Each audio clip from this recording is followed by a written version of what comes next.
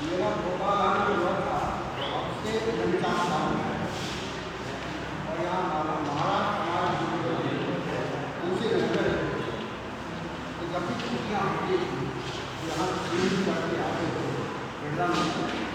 और फिर इतना बात करना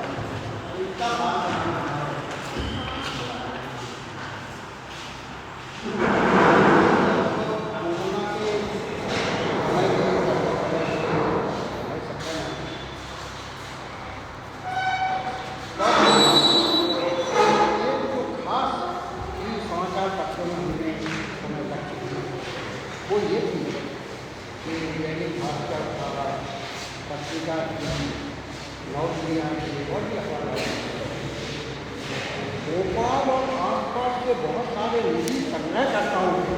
उन्होंने फोटो भी छापे उसके संग्रह के बारे में लिखा और इस वजह से हम लोगों को पता चला कि हमारे आसपास इतने सारे लोग हैं जो इतना अच्छा काम कर रहे हैं, तरह तरह के कलेक्शन कर रहे हैं। और ये जो संग्रहकर्ता होते हैं इन्हें मैं इतिहासकारों से बड़ा मानता हूँ।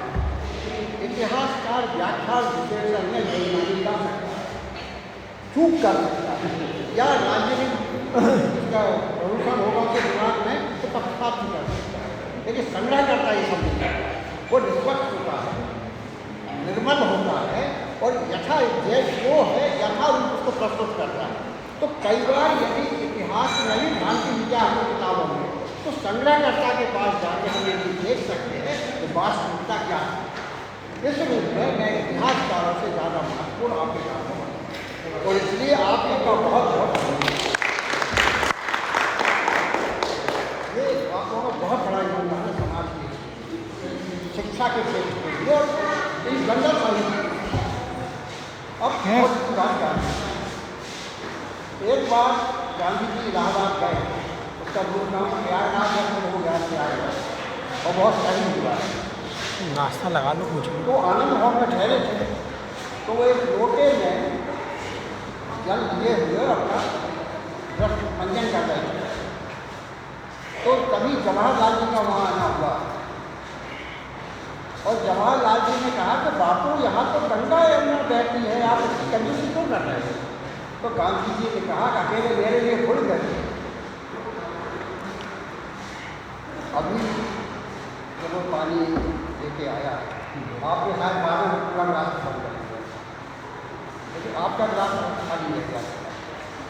पानी के प्रति हमारी दृष्टि ये होनी चाहिए क्योंकि पानी एक बार खर्च हो जाएगा तो दोबारा नहीं आना चाहिए। उतनी सीमा है, आबादी बढ़ती जा रही है, जरूरतें बढ़ती जा रही है। तो ये गांधी जी कैसे जीवन के एक एक पक्ष पर नजर रखते थे और क्या व्यवहार से हमारा उसके प्रति दृष्टिकोण होना चाहिए, हमारे आचरण की कितनी गंभीरता और सजगता होना चाहिए, इसकी शिक्षा को भाषण से उपदेश से नहीं लेती, भाषण से नहीं लेती, अपने आचरण से लेती। तो आचरण की शिक्षा ज़्यादा प्रभावी होती है, उपदेश की शिक्षा उतनी प्रभावी होती है। गांधी जी का जो अवदान है, यद्यपि आजकल तो बहुत सारे लोग पागल हो रहे हैं और जिसके मन में जो आ रहा कह रहे हैं, जिन्हें राजनीति वालों में संरक्षण ही मिला हुआ है और ऐसे पागलों के ऐसे पागलखाने हर तौर पर चलते हैं। इस तरह के मूर्खों के प्रभाव में खासतौर से नई पीढ़ी को नहीं फंसना चाहिए। गांधी वो व्यक्ति हैं जिन्होंने पहली बार किसानों और किसानी के मुद्दे को नेशनल एजेंडा बनाया। उसके पहले किसानों के इतना कोई देखता नहीं था। जब 1917 के अप्रैल में चंपारण पहुँचे तो उन्होंने जो मिले गोरों के आतंक से पीड़ित वहाँ के किसानों का जो उनका वो जनकपुर वाला इलाका है वो चंपारण, तो वहाँ कैसे अत्याचार हो, लेकिन उन्होंने पहले उसका पूर्ण अध्ययन किया। कस्तूरबा उनके साथियों को, उनकी सहेलियों को बुलाया, उनसे महिलाओं को बयान करवाया, खुद देखा। उनके पहले उन्होंने मना कर दिया था कि ऐसे कोई बयान नहीं दूंगा, मैं आपके पक्ष में कोई बात नहीं करूँगा, पहले मैं देखूँगा और फिर बात करूँगा। तो ये नेताओं की बड़ी सीख रही कि पहले आप जैसे कह रहे ठोक बजा के देख लो कि तथ्य क्या है, वास्तविकता क्या है, उसके बाद आप उसके पक्ष में या उसके खिलाफ बोलना शुरू करें या कोई कदम उठाएं। ये भी गांधी जी सीखने की बात है। गांधी जी वो पहले वक्त थे, वहाँ जब वो आए तो कम से कम 3 वहाँ ऐसे वकील थे। तो सबसे पहले उसे आचार्य जे बी कृपलानी मिले, जो वहाँ मुजफ्फरपुर के मुजफ्फरपुर बिहार में मुजफ्फरनगर, मुजफ्फरपुर।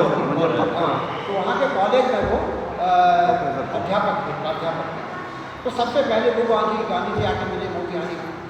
फिर वहाँ बाबू राजेंद्र प्रसाद, जो बाद में भारत के राष्ट्रपति बने, उनके मनोरंजन बाबू और ब्रजकिशोर बाबू, ब्रजकिशोर बाबू, ये उस समय के बिहार के सबसे बड़े वकील थे।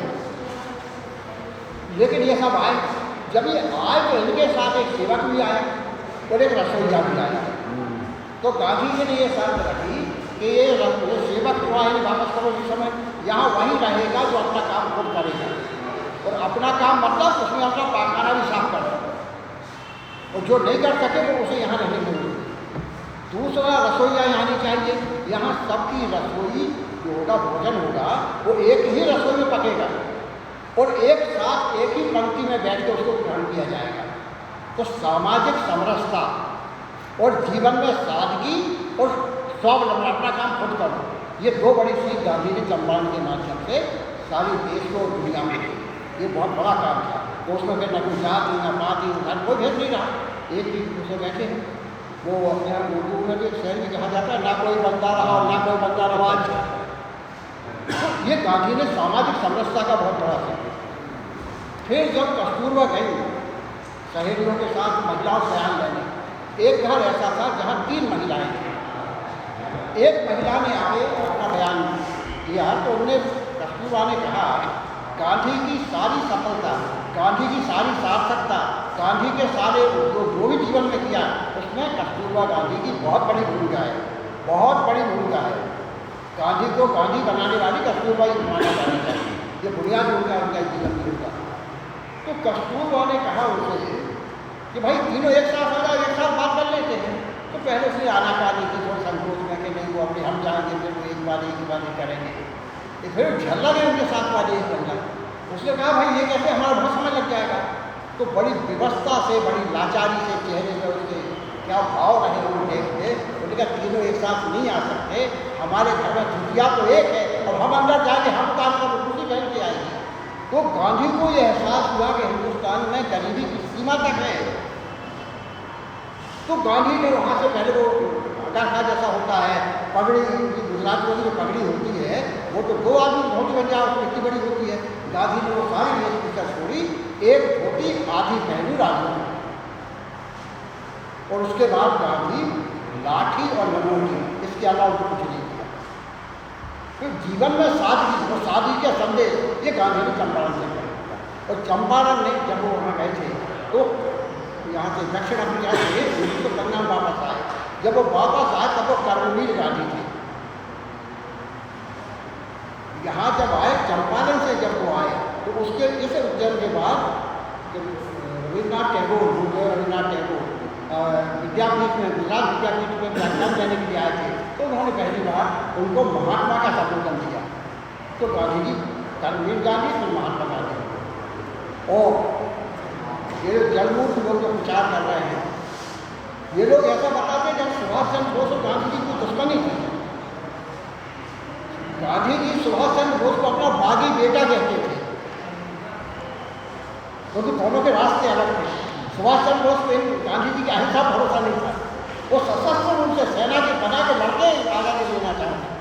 गांधी जी का वो ये था कि जिस देश को 1857 की क्रांति के बाद निहत्ता कर दिया गया, एक 4 इंच का फल होता है चाकू का, उससे बड़ा यदि फल वाला चाकू होगा तो अपने आप मान लिया जाएगा, गिरफ्तार हो जाएगी। वो देश कैसे लड़ जाएंगे सेना के सामने, और वो भी ऐसी हालत में कि हमारे यहाँ के लगभग अधिकांश राजे महाराजे उनके गुलाम थे, उनकी फौजें उनके गुलाम थे। तो इतने मुकाबला हम सशस्त्र कैसे कर रहे हैं सामने। और उन्होंने वो अहिंसा और सत्य और अहिंसा का जो उपयोग उन्होंने दक्षिण अफ्रीका में किया था और सफलता हासिल की थी, वही उन्होंने आगे बढ़ा। ये एक उनका एक अलग मुद्दा है। अब सुभाष चंद्र बोस का एक तो ये पक्ष में दोनों बीच मतभेद क्या था, वो गांधी उनको बागी बेटा कहते थे। और सुभाष चंद्र बोस ने जब उन्होंने आज़ाद भारत फौज का नेतृत्व ग्रहण किया, रास बिहारी बोस ने बनाई थी आज़ाद, और फिर उसका नेतृत्व नेताजी सुभाष चंद्र बोस को सौंपा। और नेताजी सुभाष चंद्र बोस ने जब अपना सशस्त्र संग्राम 19 साथ शुरू किया तो उन्होंने आज़ाद हिंद रेडियो से पहला संदेश जारी किया देश की जनता के नाम। और उसमें उन्होंने ये कहा कि गांधी जी ने भी कहा कि हम महात्मा जी हम जानते हैं कि भारत के लोगों के दिलों पर आप राज करते हैं, लोग आपकी बात मानते हैं, मेरा और आपका रास्ता अलग अलग है, लेकिन लोगों पर आपका प्रभाव छाया हुआ है। और उन्होंने कहा, हे राष्ट्र, हमारे राष्ट्रपिता, मैं आपसे अपने संघर्ष में सफलता के लिए आशीर्वाद की कामना करता हूँ। तो गांधी को राष्ट्रपिता कहने वाले पहले व्यक्ति नेताजी सुभाष चंद्र बोस थे। ये उनके रिश्ते थे। वो दोनों संघर्ष के साथ ही थे, उनमें दुश्मनियाँ किसी में नहीं होती थी, मतभेद होते थे, मतभेद खुल के करते थे। जिन जवाहरलाल को उन्होंने अपना राजनीतिक उत्तराधिकारी माना, उन जवाहरलाल से उनके कभी वो नहीं थे संबंध, वैचारिक संबंध कभी बहुत खड़े नहीं रहे, असहमत होते गए। उस हिसाब से अपने सरदार पटेल ज़्यादा उनके करीब थे, बल्कि सरदार पटेल तो विचारधारा छोड़िए, वो तो भक्त ही थे। जब इनको नेहरू ये आया था अध्यक्ष कौन बने 1946 में, जो अध्यक्ष बनाने की बात आई तो सारे जो हमारे प्रादेशिक कमेटियाँ थी कांग्रेस की, सबने एक मत प्रस्ताव किया कि सरदार पटेल अध्यक्ष और जो अध्यक्ष डॉक्टर राहुल गांधी बन जाएगा। लेकिन गांधी जी ने कह दिया सरदार नहीं, कोई जवाब नहीं, क्योंकि जिस वैश्विक परिस्थिति का उस समय भारत गुजर रहा था, आज़ादी के बाद का था, उसका सामना करने के लिए नेहरू की दस्त की जरूरत थी। और सरदार पटेल ने यदि कभी सरदार के पक्ष में नेहरू कहते तो हो सकता है नेहरू ना मानते, लेकिन सरदार ने एक मिनट नहीं लगाया, जैसे बाबू कृष्ण, ये हुसैन के रिश्ते ना। अब गांधी का एक और बड़ा उदाहरण, जब 1857 की जो पहली क्रांति की उपलब्ध हुई, बहुत दमन किया गया, इसे बहुत बुरी तरह से कुचला गया, तरह तरह की प्रताड़नाएँ दी गई, मनोबल टूटा हुआ था। उस मनोबल को पहले झकझोरा किसने, लोकमान्य तिलक, जिन्होंने हुंकार भरी थी कि स्वराज हमारा जन्म से अधिकार है और उसको देखा जाए। और जब अंग्रेजों ने बहुत ज़्यादा खुरापात की, 4 लोगों से ज़्यादा इकट्ठे नहीं हो सके, ये धारा 144, तो उन्होंने गणेशोत्सव शुरू कर दिया कि हम गणेश जी की आरती करने के घंटे होने दोगे, और उस पर जरिए से उन्होंने अपना काम किया। और बहुत सारा केंद्र हमारे यहाँ इस तरह के हर शहर में कैसे लाइब्रेरी हुआ करती थी, और वो लाइब्रेरी एक तरह से मिलन स्थल थे स्वतंत्रता संग्राम सेनानियों के और क्रांतिकारियों के लिए, शरण स्थल की क्रांतिकारी ये चला। लेकिन जब गांधी का पदार्पण हुआ तो गांधी ने चंपारण में क्या किया, बहुत मामूली सी बात थी, वहाँ के जो अंग्रेज डिप्टी कमिश्नर था, जिलाधिकारी, उसने कहा कि आप यहाँ से जिले की सीमा से बाहर निकल जाएंगे, आपसे अशांति का खतरा है। तो गांधी मैं तो नहीं जाऊँगा, तो कहला हम तो उसने कहा हम आपको बलात् भेजेंगे बाहर, जबरदस्ती भेजेंगे, तो मैं फिर आ जाऊँगा।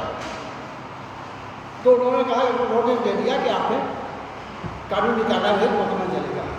सब लोग जानते थे मामूली धाराएँ थाने में जमानत हो जाती इसकी, लेकिन गांधी ने जमानत देने से इनकार कर दिया। और गांधी ने कहा कि वो तो वकील थे, अभी तो एक बहुत बड़ा मूर्ख आया था, कह दिया गांधी के पास में दिल्ली गई थी, तो राज्यपाल के पास में वो राज्यपाल, वो वकील थे, सनद थी उनके पास, ये बिना डिग्री नहीं थी, उन्होंने कहा अपना मामला खोल लूँगा। तो जज ने उनसे कहा कि आप कह रहा कि आरोप है कि आप यहाँ अशांति भड़काने आए हैं, आप यहाँ अमन और चैन के खिलाफ कार्रवाई कर रहे हैं, लोग भड़का रहे जगह जगह। तो उन्होंने कहा आपको क्या कहना है सुनिए, चलो मुझे अपना सीधा सजा दे दो। तो अंग्रेज कांप गया,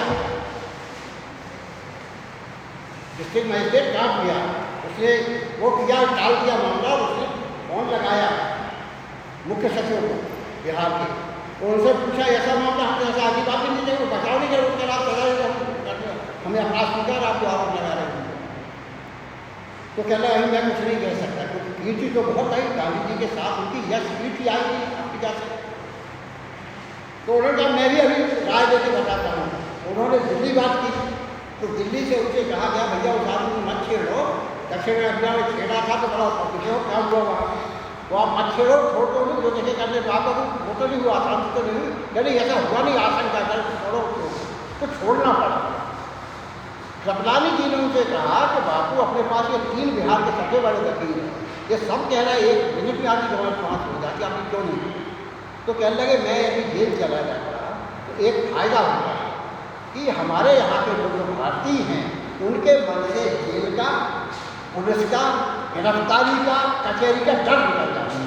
तो गांधी ने सबसे बड़ा काम किया था कि भारतीयों को निर्भीक बनाया और उन्हें अपने हक में, अपने अधिकारों के लिए उन्हें बात उठाना, अपनी आवाज़ बुलंद करना सिखाया। तो इतने आयाम हैं कि क्या शिक्षा, क्या स्वास्थ्य, हर जीवन के ऐसा कोई क्षेत्र नहीं है जिसके बारे में गांधी ने कहा ना हो, कुछ किया ना हो। और सबसे उससे ही बड़ा काम एक किया, उन्होंने कहा ना मेरे पीछे कोई बात छोड़ के जा रहा हूँ, न मैं किसी तरह का कुछ छोड़ के, मेरे जीवन एक सत्य की प्रयोगशाला रहा है। मैंने प्रयोग ये तरह तरह के, उसमें सफल हुआ, पूरा सफल हुआ। एक और बड़ी बात थी जो हमारे जन समाज करता है, वो जब भी उन्हें लगता है मुझसे गलत हो गया तो गलती स्वीकार करते हैं। जन समाज वाले कहते हैं क्षमापना, तो बहुत बड़े बड़े करने की बात होती, क्षमा याचना करनी। एक गांधी गलती स्वीकार नहीं करने में कोई दिक्कत नहीं होती। तो ये इतना विराट व्यक्तित्व, और आज हिंदुस्तान में सारी दुनिया ये मानती है कि हमने कितने सारे साधन इकट्ठे कर लिए, कितने तरह से बम इकट्ठे कर लिए। पहले तो अकेले एटम बम था, फिर अब हाइड्रोजन बम हो गया। विनाश के इतने साधन, ये चीन ने जो कोरोना था ये युद्ध था, उन्होंने जैविक हथियार का प्रयोग किया था चीन ने। लेकिन हमारे यहाँ बहुत हम लोग देहाती गाँव के लोग, हम लोग मेरे घर में छोटे गाँव में पैदा हुआ, तो हमारे कहते भैया क्यों वो ये चुप रह गया और उसने अपमान किया। अरे कहने भैया उसके जूते की साइज बड़ी है इसलिए चुप रह गया।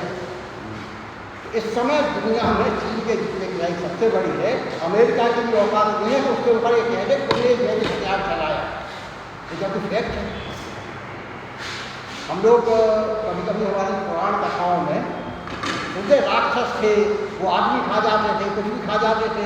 तो उस दौर में क्या था, क्या नाम होता जगह वुहान, उसकी वो दिखाई थी, वो पक्षी बेचने वाली जगह, काकरोच बेचने से सब खाने की चीजें थी। तो राक्षस का पता चीन में जवान है, किया, लेकिन क्या करोगे, लड़ नहीं सकते। गांधी का ही रास्ता है, इन सारे विनाश के जितने साधन इकट्ठे हुए हैं, ये गांधी ही है जो एक रास्ता बताते हैं। इस रास्ते से चलते इंसानियत बचेगी, धरती बचेगी, हम बचेंगे, आप बचेंगे, सब बचेंगे। इसीलिए 2 अक्टूबर विश्व अहिंसा दिवस घोषित किया है संयुक्त राष्ट्र संघ। गांधी पर मैं समझ रहा 157 देशों में 750 से ज़्यादा टिकट जारी हो चुके हैं। और दुनिया में और किसी महापुरुष को ये सौभाग्य नहीं मिला है, ये सम्मान केवल गांधी का है। तो भारत के बाद दुनिया के सामने कहते हैं आपकी यूएस की जा कहते ना कि नए बच्चे तो ऐसे कहते ना अंग्रेजी में ढूंढ लेते हैं। तो भारत के पास दुनिया को कहने के लिए गांधी का रास्ता है, दुनिया को बताने के लिए गांधी है। तो हम खुद गांधी को जान लें और मान लें तो हम भी उस रास्ते पर चल सकते हैं जो दुनिया की रक्षा का, हमारी अपनी रक्षा। एक और कल एक और महापुरुष का जन्मदिन पड़ता है, लाल बहादुर शास्त्री। लाल बहादुर शास्त्री सादगी की मिसाल थे। लाल बहादुर शास्त्री नैतिकता की मिसाल थे। एक ट्रेन दुर्घटना हो गई, जो रेल मंत्री थे, तो उन्होंने दुर्घटना में नैतिक जिम्मेदारी मान के इस्तीफा दे दिया। अब तो लोगों को धक्के मारो तो मंत्री और नेताजी हर आदमी माननीय हो जा रहा है। वो समझते नहीं माननीय होने लायक है कि नहीं। हिंदुस्तान में लगभग 5 लाख माननीय है, इतने माननीय सारी दुनिया में मिला के नहीं है, और किसी का आश्रम माननीय नहीं। लाल बहादुर शास्त्री मिसाल थे इस बात की कि एक जनप्रतिनिधि का आचरण और नैतिक निष्ठा कैसे होना चाहिए। और सादगी की हालत ये थी कि जब वो प्रधानमंत्री थे तो उन्होंने बैंक से कर्जा लिया था, और सर 12-14 हज़ार की गाड़ी आती थी, एक या क्या कहलाती थी, 3 या ऐसी, वो खरीदी नहीं कर्जा ली। भारत के प्रधानमंत्री देख लें आप,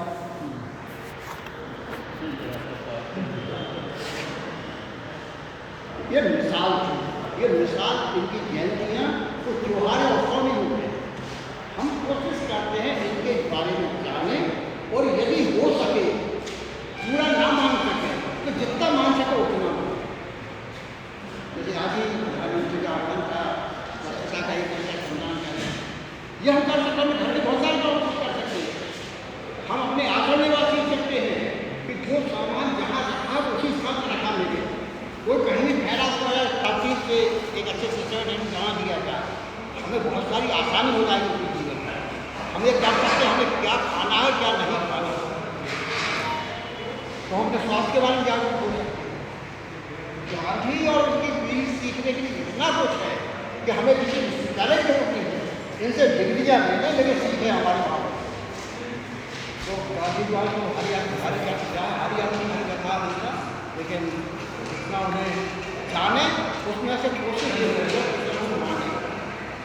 और इस बार फिर आपको मेरा करता और सबको अभिनंदन कर रहा हूँ, इसलिए कर रहा हूँ कि आपके काम को समाज में बहुत बहुत बहुत ज़्यादा महत्वपूर्ण है।